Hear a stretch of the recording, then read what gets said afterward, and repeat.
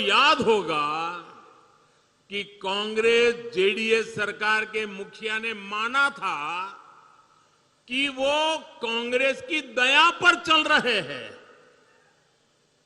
JDS की जवाबदेही कांग्रेस के प्रति है, कर्नाटका के लोगों के प्रति नहीं है। ये जो उनका सत्ता प्रेम है, ये जो उनका कुर्सी गंवाने का डर है, ये उन्हें आपके लिए कुछ करने नहीं देगा।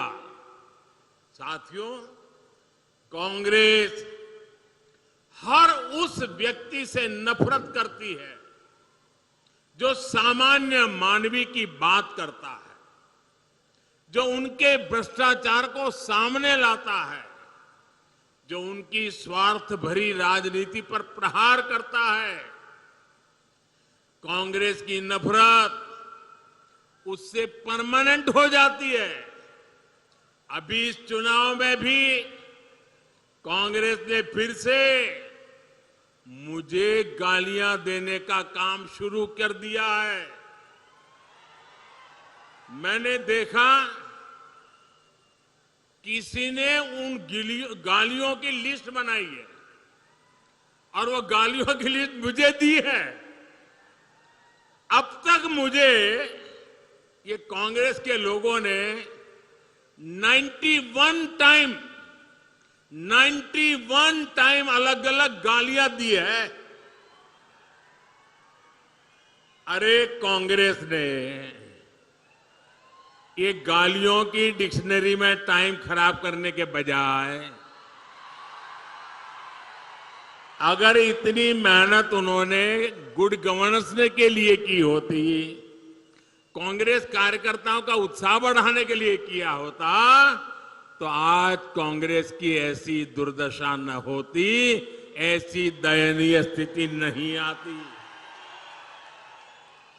लेकिन साथियों, जो भी गरीब के लिए काम करता है, जो देश के लिए काम करता है, उसे अपमानित करना ये कांग्रेस का इतिहास है। मैं अकेला नहीं हूं जिस पर इस तरह के हमले किए गए। आपको मालूम है, पिछले चुनाव में चौकीदार चोर चलाया, फिर आगे बढ़ गए मोदी चोर चलाया, फिर पूरा ओबीसी समाज चोर है चलाया, और अभी तो चुनाव की शुरुआत हुई कर्नाटका में, और मेरे लिंगायत भाइयों बहनों को भी चोर कहने की हिम्मत कर दी। कांग्रेस के लोग कान खोल करके सुन ले,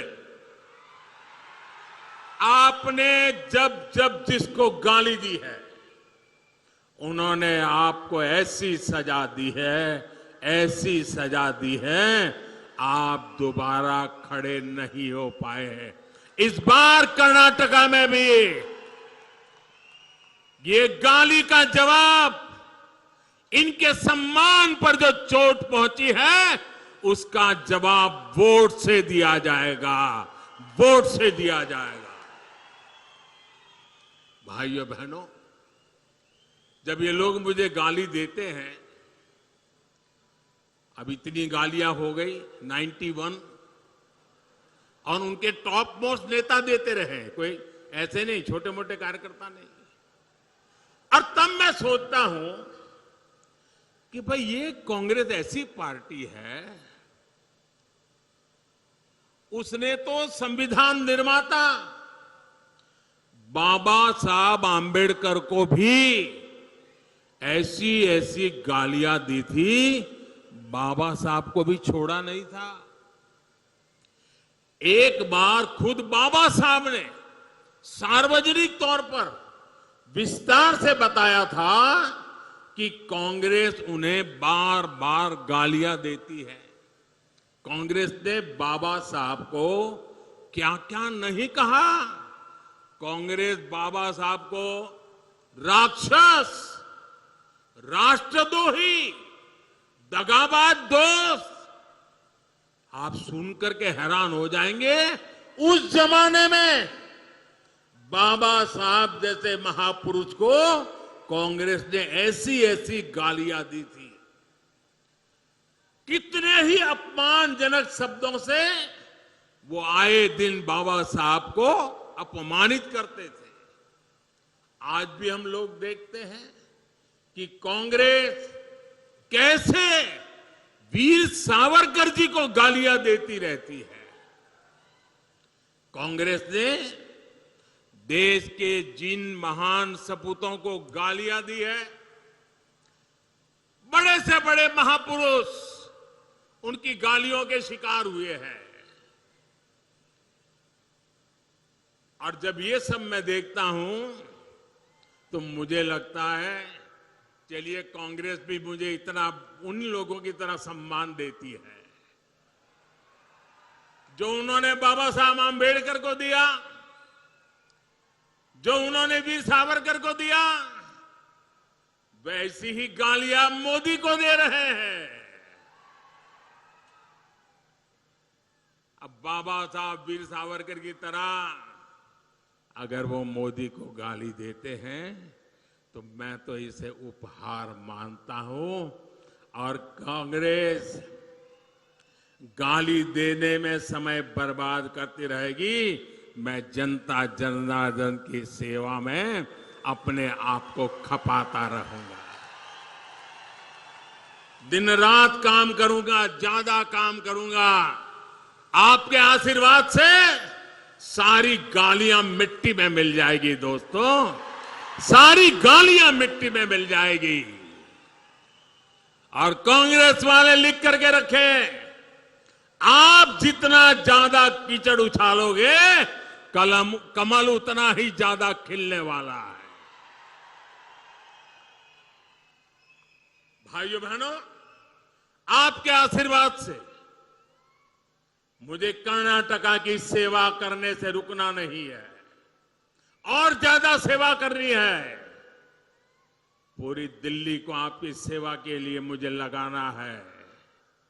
इस बार फिर एक बार कर्नाटका को तेज विकास के लिए पूर्ण बहुमत की, ये मेरे शब्द याद रखिए, पूर्ण बहुमत की स्थायी और मजबूत बीजेपी सरकार चाहिए।